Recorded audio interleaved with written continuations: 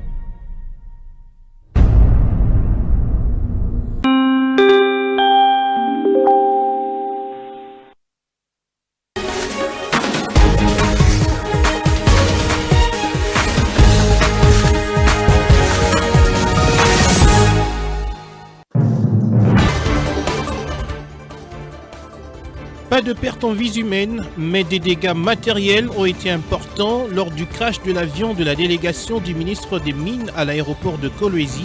Une enquête a été déclenchée pour en savoir un peu plus.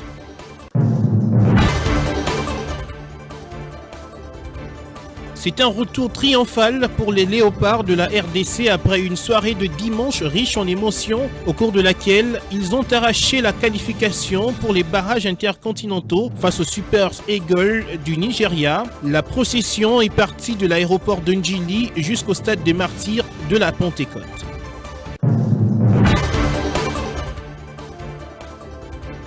Peut-on espérer une paix durable dans l'Est de la RDC après la signature d'un accord de paix entre la RDC et l'AFC M23? La question mérite d'être posée, mais pour Maître Carlos Moupili, acteur de la société civile, il faudra attendre l'accord définitif pour voir la paix s'installer de manière définitive.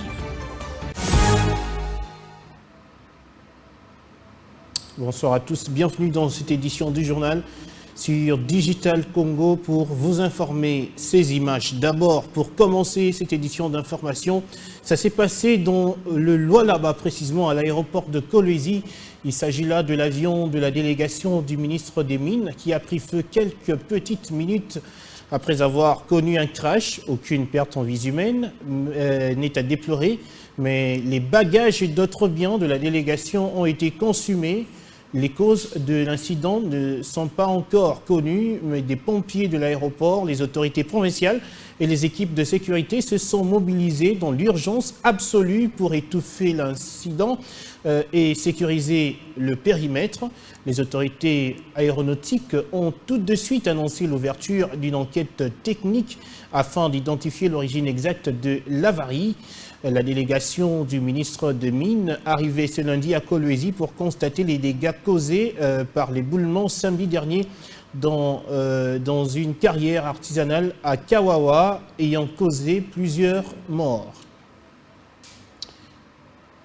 Et puisqu'on y est, on en parle donc. Cet incident survenu samedi dans la carrière de Moulondo à Kawawa, à une cinquantaine de kilomètres de Kolwezi, n'a pas laissé indifférente la gouverneure du Lualaba. Fifi Masuka Saini a dépêché dimanche une délégation conjointe des ministères provinciaux des Mines et des Affaires sociales afin d'évaluer la situation sur le terrain. Cette intervention rapide visait à assurer la prise en charge des blessés, l'inhumation des victimes et à coordonner les enquêtes en cours pour établir un bilan officiel. Suivez. Malgré l'interdiction formelle d'accès au site en raison des fortes pluies et des risques d'éboulement, des creuseurs clandestins ont forcé l'entrée dans la carrière. Pour y accéder, ils avaient érigé un pont de fortune afin de franchir les tranchées de sécurité installées par la société pour empêcher toute intrusion. Lors de la traversée précipitée des creuseurs, le poids du nombre élevé de personnes sur cette structure instable a provoqué son effondrement et plusieurs individus sont tombés dans les eaux profondes de la tranchée. À ce jour, 32 corps sans vie ont été repêchés, dont 7 ont été transférés à la morgue de l'hôpital général de référence de Mupanja, 25 à celle de l'hôpital général de Mwangeji à Kolwezi. Les opérations de recherche et de sécurisation se poursuivent afin d'établir le bilan définitif. Je tiens à préciser que contrairement aux rumeurs infondées relayées sur les réseaux sociaux, que les victimes ne sont pas mortes par balle, mais bien par noyade. Face à ces drames, les mesures suivantes ont été immédiatement prises. Le déploiement des services de sécurité et de secours pour continuer avec la recherche afin de retrouver éventuellement les autres corps restants et la sécurisation du périmètre. La suspension temporaire des activités de l'exploitation artisanale dans la carrière de Moulondo pour raison de sécurité. Démolition des accès de fortune et instauration d'une surveillance permanente. La sensibilisation des comités locaux au danger des activités minières clandestines. La coordination interinstitutionnelle pour une disposition globale et durable. Vous avez donc suivi le ministre de l'Intérieur de Kolwezi, de Lualaba, Roy Kaumba. Alors, un autre incident a eu lieu dans la province du Congo central où le mauvais état de la route a été à la base de l'incendie d'un camion-citerne de la société Lerexcom Petroleum qui a violemment pris feu dans la ville de Matadi après qu'il se soit renversé. Là aussi, pas de pertes en vies humaines, mais des dégâts matériels sont importants. Les autorités locales sont descendues sur place pour faire le constat. Jean-Claude Kidoumou est à Matadi pour Digital Congo. Un gros véhicule citerne de la société Lerexcom Petroleum de Matadi, transportant du carburant, s'est renversé et a pris feu vers 4 heures du matin dans la route Ango-Ango. Pas de pertes en vies humaines à signaler, mais un important dégât matériel à déplorer. 3 maisons d'habitation calcinées, 2 maisons commerciales incendiées, une église de réveil brûlée et un véhicule remorque stationné dont le parage a pris feu. Vers Badeza, toki makelele ya mutuka ekwe inaenda fonga le porteur na moni mutuka gazel décroché tokomi ba 4 potoke de 5 petrolium comme ya tango ya sonjeleza akipenda mukie tikala ki mukie akoma forcer ba angle fermé et ben die ba mona ba terrasse de baloki tijela banda ko na biso tokopa ko tendeni siko moto tu chance mi bimela ki déjà là je suis mort na ma maison wa na ba kekeleri na ndako bilo nyos ndaza bilamba kana tikala même pas. Cet incident s'est produit à cause de la chaussée dégradée et les camions s'est retourné. Le camionneur est sorti indemne et a alerté toutes les maisons qui étaient tout près de l'accident. C'est ça qui a justifié qu'il n'y ait pas de pertes en vies humaines. Le maire de Matadi, Dominique Kodiambete, le bourgmestre de la commune de Matadi et le procureur de la République ont descendu sur le lieu de l'incident pour évaluer les dégâts. Quand un véhicule contenant de l'essence se renverse, ce choc-là provoque souvent un incendie. Dans les parages, on n'a pas enregistré de morts. Mais quand même, quelques maisons qui sont sur la voie principale ont pris du feu. Mais les sapeurs-pompiers pour MGD sont vite arrivés pour intervenir. Également les sapeurs-pompiers du pétroleum de Lédia, ils sont arrivés aussi. Donc on intervient dans les deux sens. Déjà la situation est maîtrisée, mais on continue à observer pour voir comment ça va évoluer parce que vous voyez c'est du carburant quand même. On ne peut pas abandonner comme ça, on continue à pomper de l'eau pour qu'on puisse maîtriser complètement l'incendie. À l'heure qu'il est, l'autorité urbaine se démerde pour loger les 3 familles sinistrées. Et à Kinshasa, les autorités veulent se rassurer que tous les véhicules sont en bon état, d'où la sensibilisation autour du contrôle technique qui devrait débuter ce lundi normalement. Mais le lancement de cette opération en même temps que la campagne routière Tosaba Tosayo, traduisez « Respecte-toi pour qu'on te respecte » est reportée de 48 heures. Cette mesure intervient en raison du retour des léopards de la RDC et de leur accueil prévu donc, qui se tient au stade de Martyr. On va y revenir tout à l'heure. Selon le ministère provincial des Transports, ce report vise à permettre à la population quinoise de répondre favorablement à l'appel du président de la République, Félix Tshisekedi, qui les a invités à se rendre massivement à l'aéroport d'Ndjili pour accueillir les joueurs. On y consacre tout un chapitre dans quelques minutes. Il faut donc rester avec nous dans ce journal. Tout à fait autre chose. Et vous le savez, le gouvernement congolais et l'AFC M23 a signé samedi le cadre dans le cadre de Doha au Qatar, un accord. Donc, cependant, la question majeure et évidente reste posée. Peut-on espérer une paix durable dans la partie est du pays? Pour Carlos Mopili, acteur de la société civile, cet accord ne résout pas les problèmes de la région, mais il contient seulement les grandes lignes à suivre pour la fin des hostilités. Il invite cependant la population à patienter pour attendre dans les prochains jours l'accord définitif qui, selon lui, portera ses effets. On l'écoute au micro de Tchik Sambi.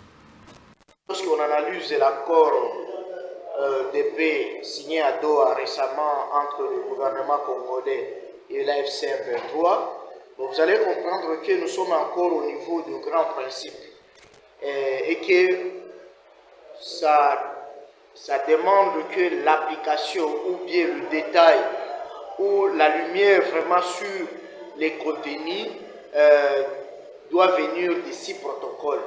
Parce qu'on a énoncé que les grandes lignes, et ce n'est pas sur base des grandes lignes qui ne marquent même pas la fin des hostilités ou même le respect du cessez-le-feu.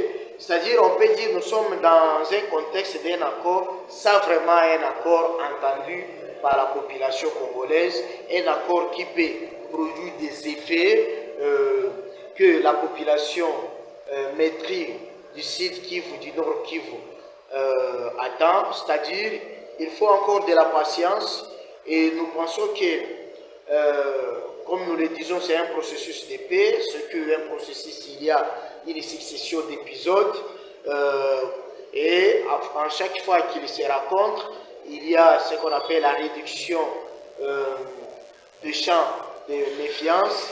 Donc espérons que dans l'avenir, si proche, quand ils vont signer les protocoles, c'est là vraiment que nous aurons l'accord que nous attendons avec ses effets.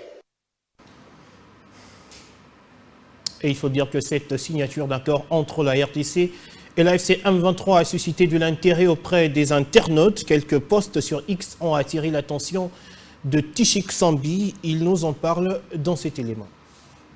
Les réactions ne cessent de tomber aussi bien du côté de la majorité, de l'opposition que de la société civile après la signature du cadre de Doha au Qatar entre le gouvernement congolais et l'AFC M23. Sur les réseaux sociaux X, Patrick Mouyaya poste « Le gouvernement de la République démocratique du Congo salue la signature aujourd'hui, 15 novembre 2025, de l'accord cadre de Doha, une étape décisive vers une paix juste, inclusive et durable dans l'est du pays. » Pour dire Chaka, acteur de la société civile, cet accord est un accord vide qui a été signé entre deux parties qui ne croient pas pour aucun résultat ni changement à attendre. Selon Franck Diongo, l'accord cadre de Doha, signé aujourd'hui, révèle une fois de plus l'incapacité du pouvoir en place à affronter la vérité. Ces textes se présentent comme une avancée, mais il n'est qu'une manœuvre diplomatique vide, sans engagement contraignant, sans obligation, sans le moindre effet concret. On tente de transformer un document creux en victoire symbolique alors qu'il ne change absolument rien à la situation. Aucune mesure réelle, aucune garantie, aucune transformation tangible. La gouvernance actuelle se limite à protéger son image en multipliant des signatures qui n'ont aucune substance. Deli Sesanga, selon lui,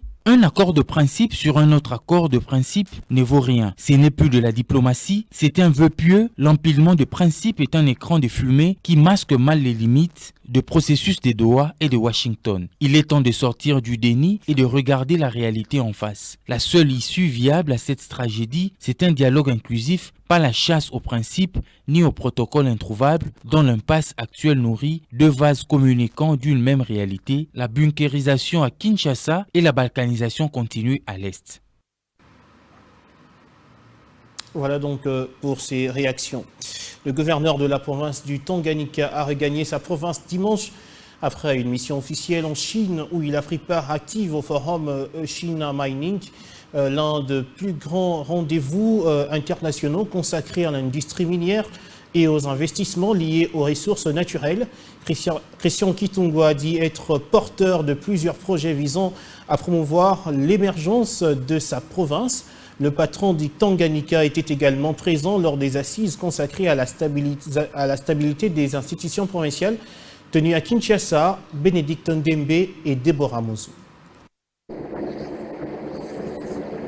De retour dans sa province, le gouverneur Christian Kitungwa Muteba a rassuré que les enseignements tirés du forum China Mining et des assises consacrées à la stabilité des institutions provinciales organisées à Kinshasa permettront de stimuler les climats des affaires, d'améliorer la gouvernance locale et de promouvoir un développement plus durable.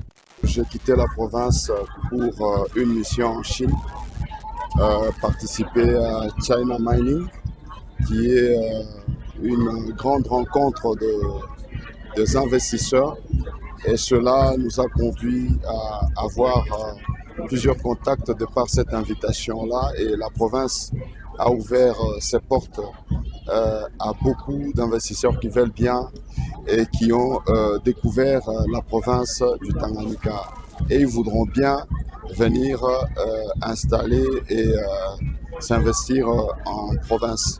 Et donc par conséquent, il est important que l'on puisse interpeller tout un chacun en ce qui le concerne en termes de responsabilité sur le plan de la sécurité, pour permettre à ce que nous puissions sécuriser ceux qui veulent venir investir en province et ceux qui ont déjà de l'investissement ici en province. Donc le plus important est d'abord de démontrer ce que nous pourrons faire avec ceux qui sont déjà en province pour permettre à ceux qui viendront.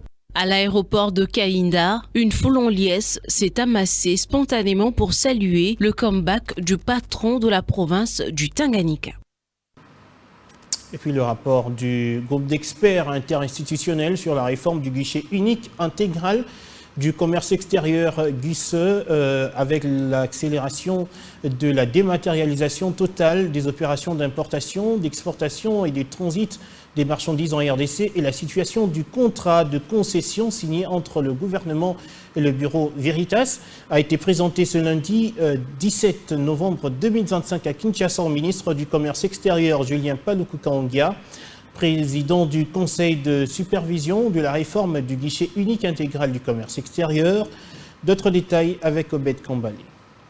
Accélération de la dématérialisation totale de l'alliance documentaire qui réunit l'ensemble des documents nécessaires à la réalisation d'une opération d'importation, d'exportation et de transit de marchandises en République démocratique du Congo, jadis délivrée en format papier, et la situation du contrat de concession signé le 5 octobre 2013 entre le gouvernement congolais et le bureau Veritas sur la conception, la mise en œuvre et la gestion du guichet unique intégral du commerce extérieur GUSE qui devrait se terminer en octobre 2024. Prolongé de 2 ans, le rapport du groupe d'experts interinstitutionnels a été présenté ce lundi 17 novembre 2025 à Kinshasa au ministre du Commerce extérieur Julien Paluku Kaongia, président du comité de supervision de la réforme du guichet unique intégral du commerce extérieur GUSE. Au nom du gouvernement, le ministre du Commerce extérieur a salué le travail de qualité abattu par les experts venus de la présidence de la République, de la primature, des ministères sectoriels et des établissements et services publics. Il a à cette occasion demandé la mise en place d'une feuille de route. La dématérialisation des opérations commerciales vient simplifier les procédures, réduire les coûts et les délais du traitement des dossiers, mais aussi améliorer la traçabilité des opérations, garantir la transparence totale et sécuriser les recettes du trésor public. Ainsi, la République démocratique du Congo, qui a ratifié l'accord sur la facilitation des échanges de l'Organisation mondiale du commerce OMC au mois de juillet dernier, est sur une bonne voie pour se conformer aux standards internationaux exigés par l'OMC en matière du commerce international, a ajouté le ministre Julien Paluku Kaongia. Rappelons que 67 éléments sur les 77 composants l'alliance documentaire sont déjà dématérialisés en République démocratique du Congo, qui vient de lancer ce portail d'information commerciale PIC depuis la semaine dernière, et ce, avec l'appui de la conférence des Nations Unies sur le commerce et le développement CNUSED. Et puis clôture ce lundi 17 novembre 2025 de la campagne Elimu Kwaote, entendez éducation pour tous.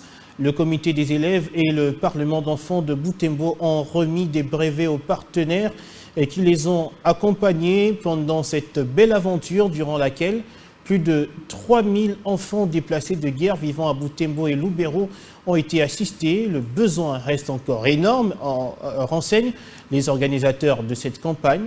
Le point avec notre permanent sur place à Butembo, Delphin Sindani.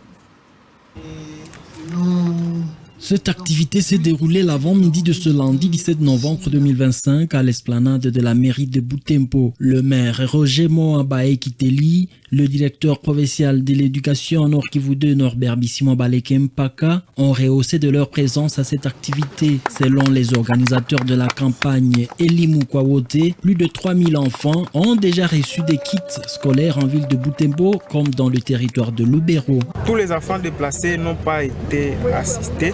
En tout cas, c'est un grand nombre. Ça signifie que le besoin est tellement grand au point où nous ne savons pas satisfaire tous les enfants. Le directeur de la province éducationnelle Nord Kivu 2 encourage les organisateurs d'avoir songé qu'il y a leurs semblables qui ont laissé leurs agglomérations pour des endroits d'accueil. Cette activité est un réconfort pour les bénéficiaires. Là où ils sont allés, dans la ville de Butembo et même partout ailleurs, le Parlement d'enfants a si mobilisé la communauté pour trouver les fournitures afin d'accompagner ces enfants qui sont déplacés. Chose faite, je vous assure que ce Parlement d'enfants venait d'accompagner plus de 3000 élèves qui ont été servis de fournitures scolaires, de cahiers, de carnets, de stylos, et ainsi de suite. Donc c'est une activité que nous évaluons positivement. Au nom des bénéficiaires, la présidente des déplacés de guerre de Butembo lance un appel aux autres bonnes volontés de songer à poser un acte semblable. Le besoin étant énorme dans les endroits où l'assistance a été apportée et même dans les recoins du Nord Kivu 2. Voilà, on y est maintenant. Le sujet continue à être commenté dans les coins de rue, dans des bureaux, dans des maisons, parce que ça faisait très longtemps que l'équipe nationale de la RDC a créé une sensation de ce type. Dimanche dans la nuit, c'était une explosion de joie qui a embrasé toute la nation après la victoire de Léopard face donc au Nigeria dans la séance de tir au but. Et c'est dans cette ambiance euphorique que les Léopards de la RDC ont regagné Kinshasa ce lundi 17 novembre après cette éclatante victoire de la finale de barrage africain pour la Coupe du Monde 2026. L'avion transportant les fauves congolais a atterri à 16h heure de Kinshasa à l'aéroport international d'Ndjili, accueilli par une délégation officielle, des supporters en liesse et une forte mobilisation médiatique avant que ne s'ensuive la procession en direction du stade de Martyrs où l'ambiance est bon enfant, où une cérémonie d'accueil populaire est organisée à l'instant en présence du président de la République, Félix Tshisekedi. Ce moment symbolique marque non seulement la reconnaissance nationale envers les léopards, mais aussi une communion festive avec le peuple congolais, fier de ses ambassadeurs. On y revient avec plus de détails dans nos prochaines éditions.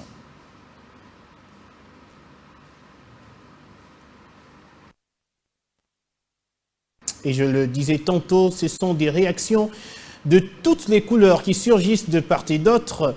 Il y a par exemple, il y a par exemple certains Quinois qui pensent que cette victoire face au Nigeria est presque une qualification pour la Coupe du Monde, bien que beaucoup reste encore à améliorer du côté des Léopards, mais aussi au niveau de la fédération. Ils sont au micro de Trésor Ngoudia et José Mazoa.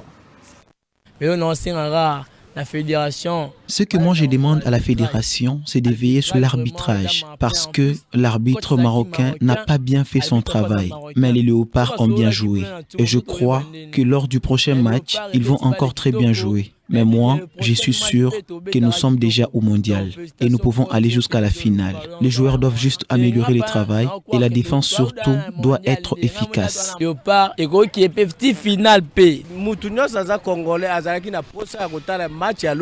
Tout Congolais tenait à suivre le match d'hier. Nous sommes déjà qualifiés pour la Coupe du Monde.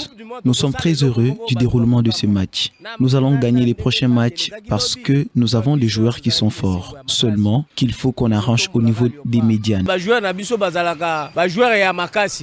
je suis optimiste avec le jeu que nous avons vu hier en tout cas. Je pense que nous irons à la Coupe du Monde. Et je suis sûr et certain.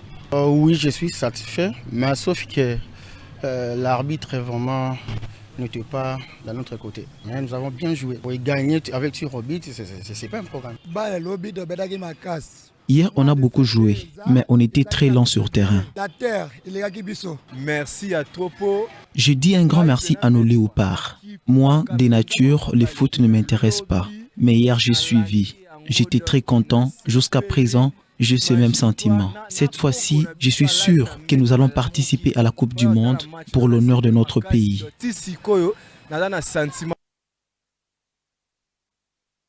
Des Kinor, mais il faut le reconnaître, il s'agissait d'un match riche en émotions, ce que la majorité de personnes ont apprécié, et c'est le jeu proposé par les Léopards de la RDC qui ont dompté le Super Eagles du Nigeria durant toute la rencontre. Je vous propose de suivre ce résumé de notre rédaction sportive. Il ne s'est jamais retrouvé dans cette position. C'est à travers la loterie des tirs au but que les Congolais ont réussi à valider leur ticket pour la suite des barrages des éliminatoires de la Coupe du Monde. Match pour entrer dans l'histoire de la République démocratique du Congo. La concentration pour Chancel Mbemba. Chancel Mbemba qui envoie la République démocratique du Congo en barrage intercontinental. Chancel Mbemba à droit et la qualification en poche. Mais pour y parvenir, les choses étaient difficiles à manœuvrer. Un but encaissé de manière matinale côté congolais qui sème la panique. Et dans la suite, les Congolais se concentreront pour décrocher à la 35e minute d'égalisation grâce à Meshak Elia, bien servi par Cédric Bakambu. Le 1-1 restera collé au marquoir jusqu'au terme de 90 minutes et les prolongations ne donneront rien. Et la loterie des tirs au but, fatidique, Fayoulou s'illustre à travers des renvois. Et enfin, Mbemba pour les derniers tirs et la qualification en poche. Les Congolais vont poursuivre l'aventure. Chancel Mbemba! Chancel Mbemba! Le héros de tout un peuple et qui permet à la RD Congo de se qualifier pour la prochaine fenêtre intercontinentale. Voilà donc pour ces moments magnifiques que nous offrent par les Léopards. En dehors de nos frontières, avant de boucler ce journal, une délégation de Caraïbes est au Royaume-Uni pour réclamer justice face aux blessures laissées par l'esclavage et le colonialisme. À travers ces discussions, la Commission des réparations de la communauté des Caraïbes, CARICOM, veut faire entendre la voix des descendants des millions d'Africains déportés, demander des excuses officielles et des réparations concrètes. Une démarche soutenue aussi par l'Union africaine, même si certains pays européens restent encore réticents à assumer ce lourd passé. Suivez.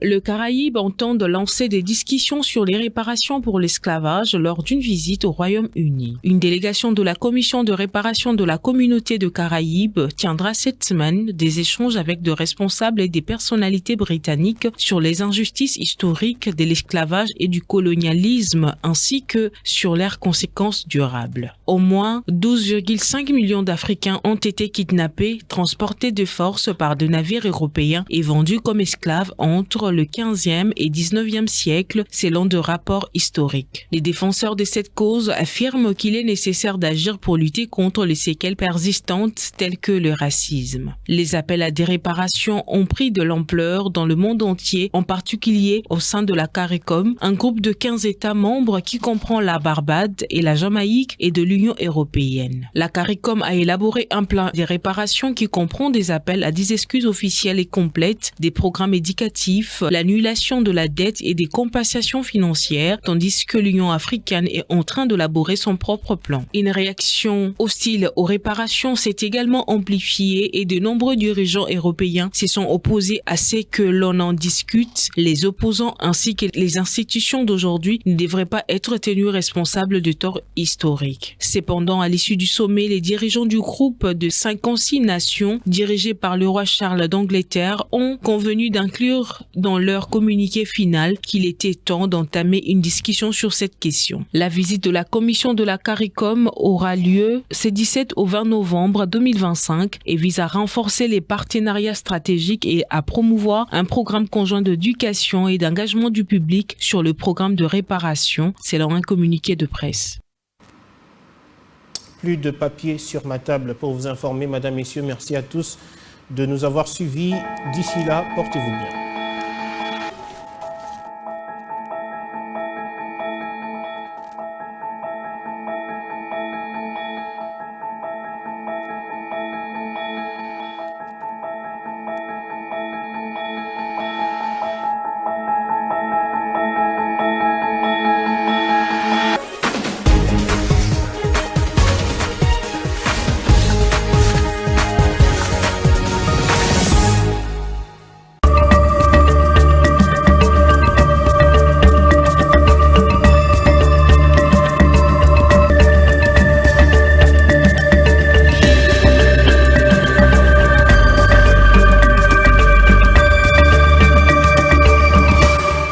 Bienvenue à cette sélection des journaux parus ce lundi 17 novembre 2025. Commençons par Nouvelles du soir qui titre à sa une pour parler de Doha, un accord de principe signé. À propos des négociations qui se déroulent à Doha, les délégations du gouvernement de la RDC et celles de rebelles de la FCM23 viennent de se mettre d'accord sur un accord qui s'articule sur 8 points principaux. Pour le gouvernement, l'accord s'articule autour de 8 protocoles qui résument toutes les problématiques de la crise. 1. Le mécanisme de libération des prisonniers signé le 14 septembre 2025. 2. Le mécanisme de surveillance et de vérification du cessez-le-feu signé le 14 octobre 2025. 3. L'accès humanitaire et la protection judiciaire. 4. La restauration de l'autorité de l'État, les réformes et la gouvernance participative nationale. 5. Les arrangements sécuritaire, intérimaire et le DDR. 6. L'identité, la citoyenneté, le retour et la réinstallation des réfugiés et des personnes déplacées. 7. La relance économique et les services sociaux.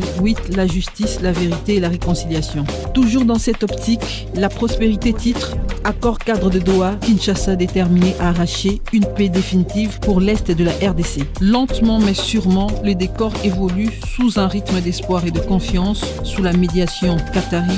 En effet, le gouvernement congolais a signé depuis Doha, samedi 15 novembre 2025, un accord cadre pour la paix durable avec la FCM23. Pour Kinshasa, cet accord de Doha est un signal fort en ce qu'il constitue une étape décisive tracée dans la quête d'une paix juste, inclusive et durable pour l'Est du territoire congolais. L'accord cadre de Doha fixe les bases d'un processus destiné à mettre fin aux hostilités, à rétablir l'autorité de l'État et à consolider la stabilité nationale. Il réaffirme la détermination du gouvernement à placer la paix, la sécurité et la dignité du peuple congolais au centre de son action. C'est dans ce cadre que la protection des populations civiles, en particulier les femmes, les enfants et les personnes déplacées internes, demeure une priorité, a réagi le gouvernement de la RDC samedi par le truchement de son porte-parole Patrick Muyaya Katembwe. Suivant les précisions fournies par la partie congolaise, l'accord cadre signé à Doha s'articule autour de 8 protocoles qui résument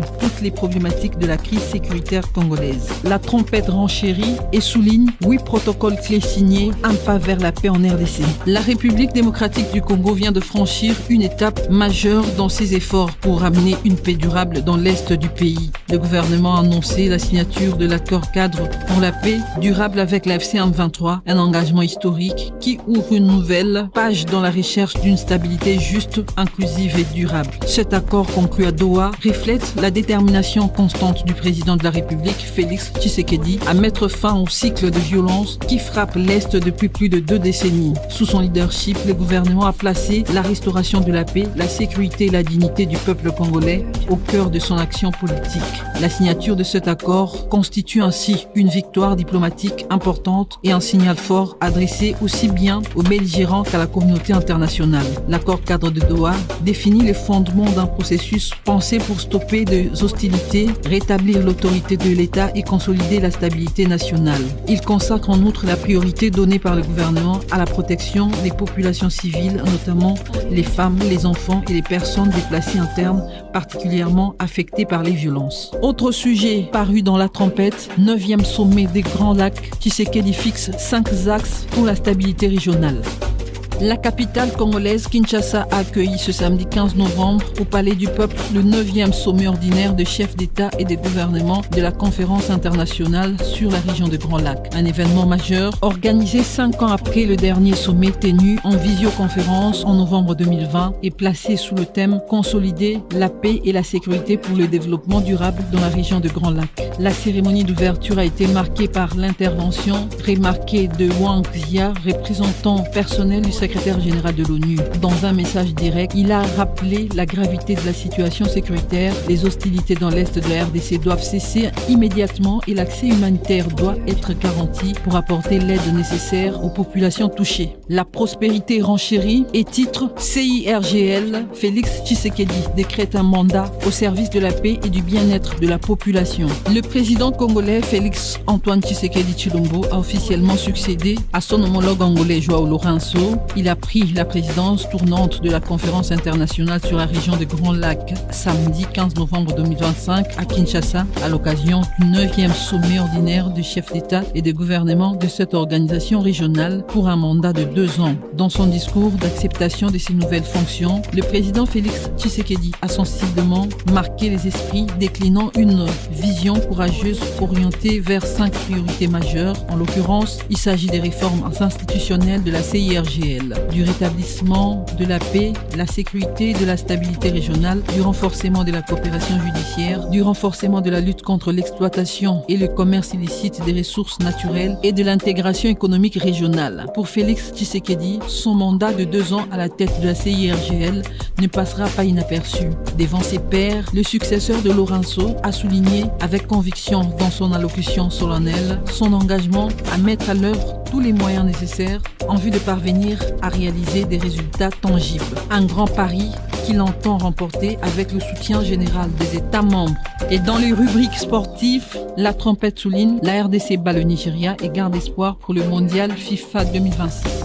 La République démocratique du Congo a arraché sa qualification pour le tournoi des barrages intercontinental de la FIFA prévu en mars 2026 en s'imposant face au Nigeria au terme d'une finale allaitante 1-1 4-3 table ce dimanche 16 novembre à Rabat. Une étape cruciale pour les Léopards dont la progression s'appuie aussi sur le soutien constant apporté à la sélection dans sa préparation et son encadrement. Terminant par la prospérité qui renchérit et titre mondial 2026, la RDC remporte les barrages zone Afrique en battant le Nigeria 1-1-4-3. Ce n'est encore fini pour la République démocratique du Congo qui poursuit sa route pour la Coupe du Monde Canada, Mexique, États-Unis 2026. Les Léopards ont battu les Super Eagles du Nigeria 4-3 ce dimanche au stade Prince Moulay à Rabat au Maroc en finale des barrages des éliminatoires de cette Coupe du Monde zone Afrique. Une belle victoire que les Congolais sont allés la chercher au bout du suspense dans l'épreuve fatidique des tirs au but. La RDC se qualifie donc pour le barrage intercontinentaux qui se joueront au mois de mars prochain. C'est tout pour cette revue de presse. Merci de l'avoir suivi.